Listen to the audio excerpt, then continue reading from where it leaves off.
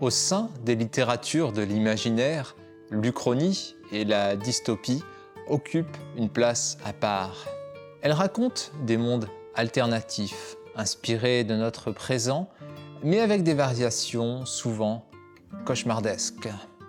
Dans l'Uchronie, on change le cours de l'histoire pour imaginer ce que pourrait être le monde si les événements avaient été différents.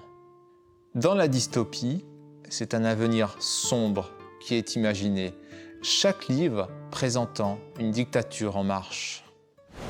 Le maître du haut château, écrit en 1962 par Philip K. Dick, décrit un monde alternatif dans lequel l'Allemagne nazie, l'Empire du Japon et l'Italie fasciste ont remporté la Seconde Guerre mondiale et fait l'état des lieux 15 ans après cette victoire.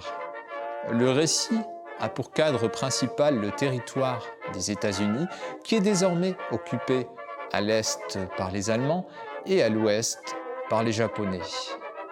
L'histoire évoque notamment, par un effet de mise en abîme, l'ouvrage d'un écrivain fictif vivant dans une maison isolée, une véritable forteresse qui imagine, à l'inverse, les conséquences d'une victoire des Alliés. La Servante écarlate de Margaret Atwood, parue en 1985, prend place dans un monde marqué par la chute drastique de la fécondité. La République de Gilead, récemment fondée par des fanatiques religieux, a réduit au rang d'esclaves sexuels les quelques femmes encore fertiles.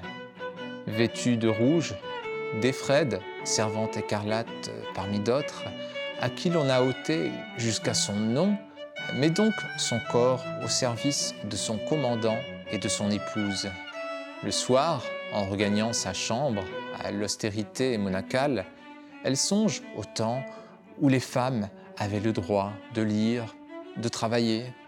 En rejoignant un réseau secret, elle va tout tenter pour retrouver sa liberté.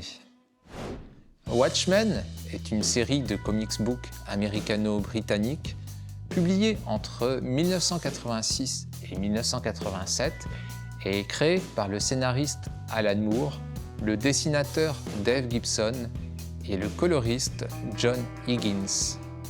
L'histoire repose sur une uchronie introduite par le Docteur Manhattan, un être presque omniscient et omnipotent issu d'un accident nucléaire en 1960.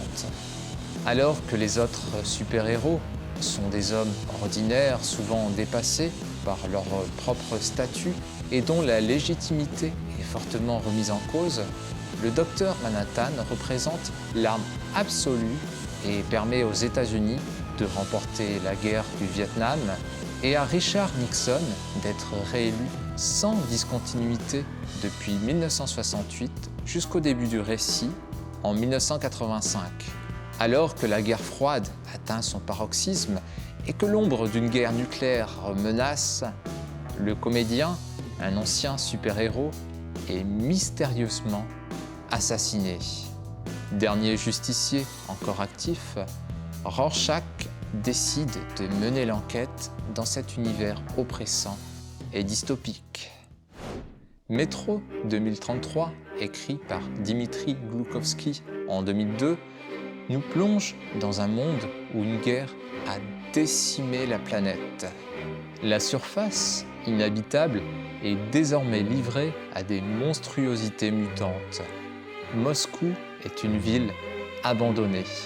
Les survivants se sont réfugiés dans les profondeurs du métropolitain, où ils ont, tant bien que mal, organisé des micro-sociétés de la pénurie. Dans ce monde réduit à des stations en déliquescence, reliées par des tunnels où rôdent les dangers les plus insolites, le jeune Artyom entreprend une mission qui pourrait le conduire à sauver les derniers hommes d'une menace obscure, mais aussi à se découvrir lui-même à travers les rencontres improbables qui l'attendent.